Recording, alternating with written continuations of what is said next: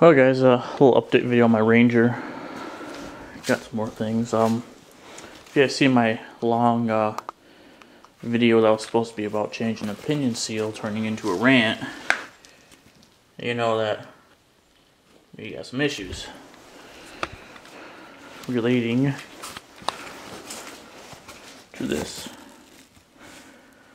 The old pinion seal was hard to get out, man.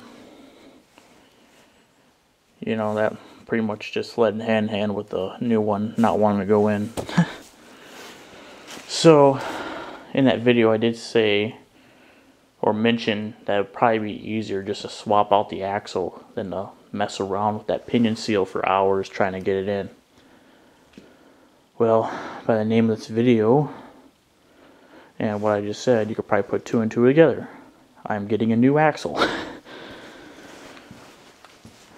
Because, you know, I had to really think about it. I mean,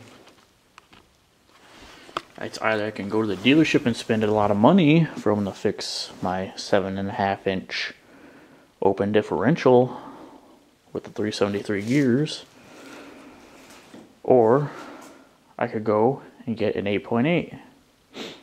So I did find an 8.8 axle, but it's no ordinary 8.8. It's actually a Ford Ranger FX4 Level 2 axle that actually came out of my friend's truck, which had the Red Ranger. He upgraded to an Explorer axle after he blew up his differential in it.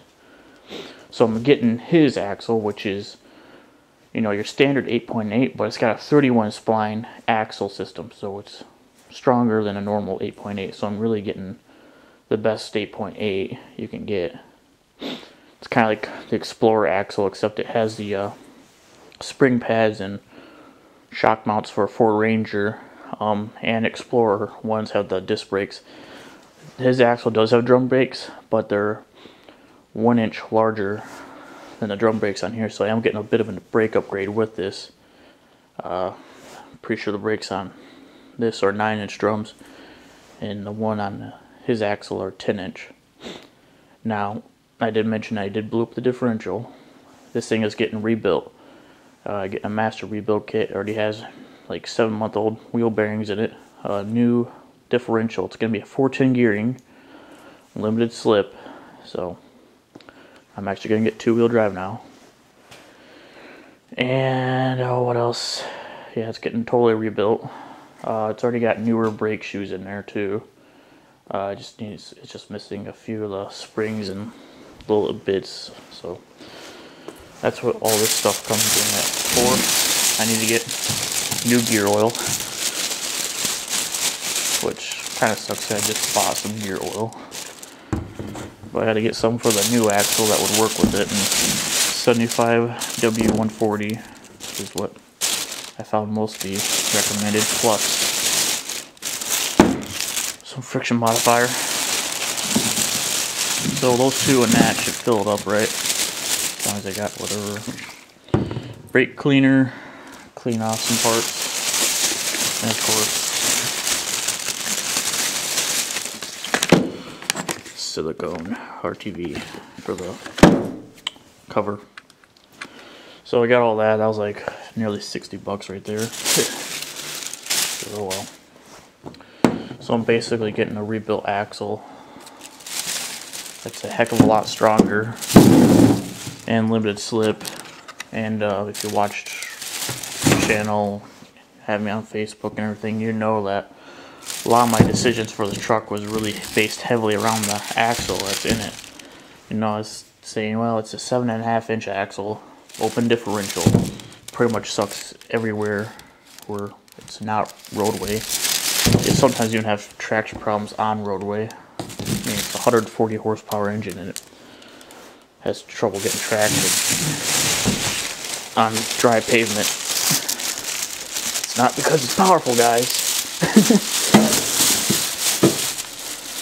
So I figured, you know, if I was going to do anything, I'd just lower it, but I don't want to do that because it's got dents all over it. It's not really the cleanest, nicest kind of truck. Not really great for lowering unless I had a ton of money to put into it and make it some really nice, fancy mini truck.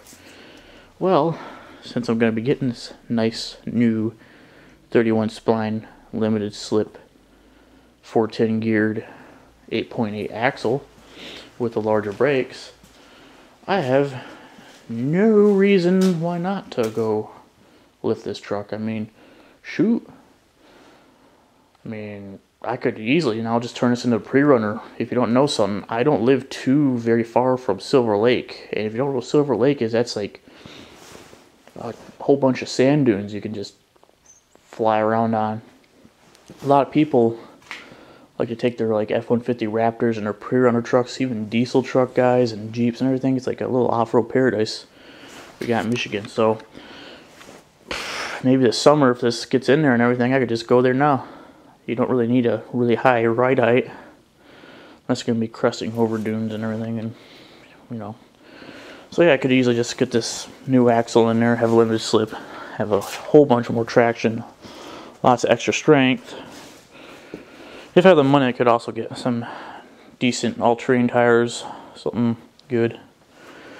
I will need to install tow hooks in the front. I don't think I got any, seriously. And maybe some sort of tow hitch for the back. Probably look around Craigslist for a used one so I can go throw like a huge tow hook right there just in case I do get stuck, which might not happen. I mean, there's a lot of guys that do take two-wheel drive vehicles out there and they have no problem.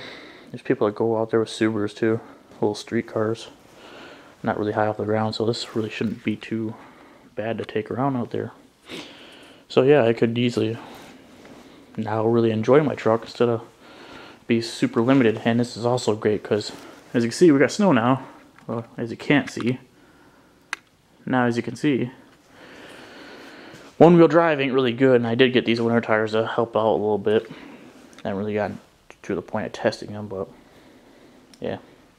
But now I'm going to have actual two-wheel drive. I should have zero problems with traction, plus I got all my spares in there. And some bags of kitty litter I can throw back there, so I should be totally set on traction. It's not going to... The axle might be done tonight, but it doesn't sound like he wants to come out here and work on it at night, because me and him and possibly his dad or one of his friends are going to come out here to help me throw it in. So with that in mind, you know, I'm going to go and start disassembling some things. I'm not going to fully take it out yet. My plan is just to get the ABS sensor on the top of the differential there, get the drive shaft out, and maybe get the shocks too. But I'm going to leave the brakes, the wheels, and at least bring new bolts in place for now, since it's not ready to be swapped out completely yet. So I'll take a little bit of time, just a little bit. But yeah, that's my update. I'm probably not gonna have a video of us swapping it out, because you know, not sure how they would feel about being on YouTube or anything, and you know, I respect people's privacy, you know, unless they're a dumbass on the road, being a dumbass, doing dumbassery things, then you're getting up on YouTube. So yeah, I probably won't have a video, but I probably will take a couple pictures here and there, like maybe with the axle out and a side-by-side comparison of the two axles, just to see the size difference alone. But everything should hook up everywhere. I did look up, make sure the brake lines would hook up to these bigger drums. Make sure everything else hooks up. We do have new U-bolts on the way. I'm pretty sure he's getting those. I gave him the money for the rebuild kit and everything. And that's another good thing. This is actually a pretty good deal I'm getting. He really cut me some slack, and so did his one friend who's rebuilding the axle. I'm paying $100 for the axle, $100 for the dude to rebuild it, and like another $100 some for all the parts. And then a little bit of that went to gas money for him to drive up here and everything. So less than $400, I'm getting a totally rebuilt 31 spline 8.8 with a new differential, 410 geared, limited slip, with newer brakes. totally just rebuilt for less than $400, and installed with their help. All for it, less than $400. I mean, that's probably what the dealer would charge to replace the damn pinion seal. So I'm really getting a good deal on this. So that should really turn up really well. And I really can't wait to get in here because I really miss driving my truck. So, yeah, that'd be awesome. Be kind of cool too because you don't really see too many short wheelbase Rangers doing a lot of off-roading. Because all the four-wheel drive Rangers were always extended cabs. So, yeah, I'll have a nice short wheelbase. I mean, it's only two-wheel drive still, but, you know, two-wheel drive can still get you a ways. It's not going to be super awesome at off-roading, but it'll definitely do a hell of a lot better. Because, you know, one-wheel drive just sucks. And those 410 gearing should help out with the acceleration. You know, I do got that little 3-liter V6, which is known for being slow. So that really should help the acceleration. Downside is, you know, it's going to be running a little bit higher RPMs down the highway, so I'll probably be consuming a little bit more gas. I don't think it's going to be a lot. As far as the top speed being lowered, it doesn't really matter because it's already limited by the computer. And it's not like I'm going to be driving around doing over 90 miles an hour. I don't even go over 80. I don't. It's just not worth it. You know, you'll probably get somewhere maybe a minute earlier speeding down the highway. It just doesn't do anything for you. But anyway, that's what the plan is. I'm not going to video me taking apart anything. I just wanted to give you guys an update and plans and everything, and, you know, whole shebang. I'll probably also look into getting a used paint gun, like household paint gun for like painting walls with wall paint. Not like an automotive air paint gun, but one of the cheaper ones, and throw some of my used motor oil in it, crawl underneath, and, you know, with some sort of hazmat, plastic, whatever suit, and just spray. Like an electric sprayer, you know, just spray a bunch of oil underneath. There's already some rust there and everything, but there's still a lot of clean components yet, so.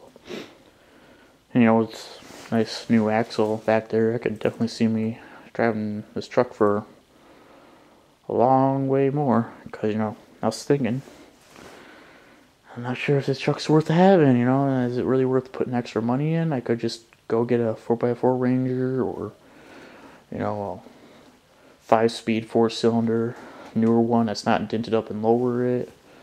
Well, shoot, I can just have that nice axle, give this thing, you know, a little lift, maybe, just a little, you know. Yeah, it'll be good.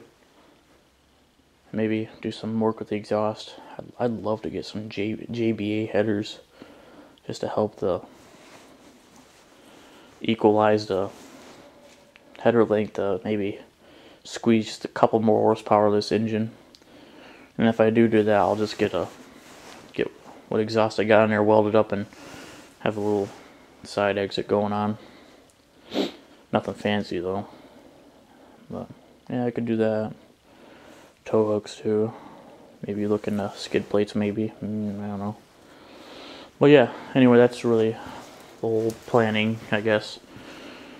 And then for summer, for saving gas, I could probably start saving up for motorcycles and stuff, because I'd like to get on motorcycles to save gas. Something fun to ride. Then have this whenever I want to go wheeling or driving in bad weather, rainy weather, you know, or having to carry something. So that'd be cool. Can't wait to get it in. So anyway, I just want to give you guys that update, and I'm gonna start semi-disassembling stuff. Not all the way yet.